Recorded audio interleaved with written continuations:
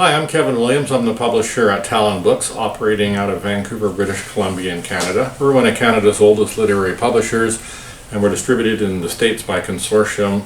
And we thank you, independent booksellers, for the great support you've given our list over the years, and I hope that we can continue to count on you in the future, and that you're able to overcome these difficult times and continue to build your businesses. One of our specialties at Talonbooks is translating books from French literature, in particular the literature of Quebec.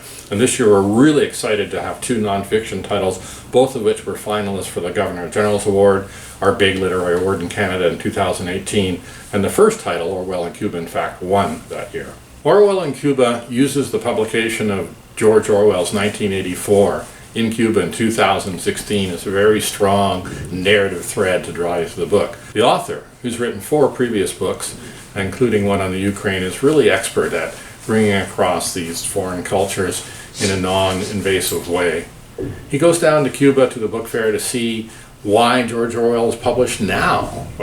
What about censorship issues? What about it speaking out against totalitarian regimes? Why does Cuba suddenly feel that it's able to let it, 1984 circulate freely?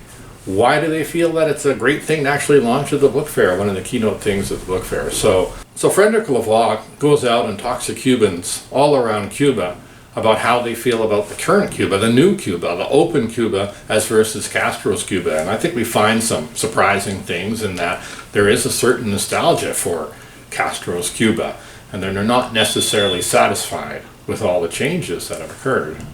So our other lead title is Megantic, a deadly mix of oil, rail, and avarice, and it's about the greatest railway disaster in Canadian history. So Megantic, Lac Megantic, is a town in Quebec where the oil trains pass through. And one night, a train was parked with a fully loaded oil cargo outside the town. The brakes failed, the train rolled into town, blew up, and destroyed the town and killed a large number of people. Anne-Marie Saint-Cerny sets out in her book to find out the causes of the Megantic disaster. And it turns out it wasn't a simple accident. It was just a huge case of bad regulation, bad maintenance, greed, and poor rail practices. It was a systemic failure, up and down, through government, through ownership, through the regulators. And in fact, similar to other industries, the rail industry is self-regulated, and they weren't doing much of a job of regulation. The book reads like a thriller, draws you through. Your hair is standing on end. And the story of the town after disaster is equally heartrending. These problems are rife all over North America. We're still having train disasters with trains carrying oil. There's still regulatory problems. And I think this book shines a really clear light on the whole situation. It's beautifully written, and it's got great narrative drive, and I think you're really going to enjoy it. Another specialty at Talonbooks is poetry.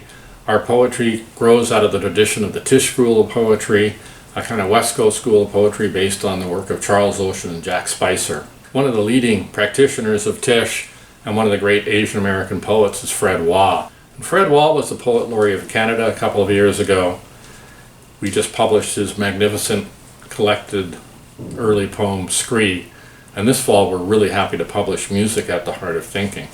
The Thinking of Music. Music at the Heart of Thinking is a 3-year-long poetry project that responds to readings in art, literature, and music. It's a magnificent work, and we're really happy to publish it this fall and bring this great journey of Fred's to a close. This is Mercedes Eng's third book. It follows The Prison Industrial Complex Explodes, which won the BC Book Prize in 2018.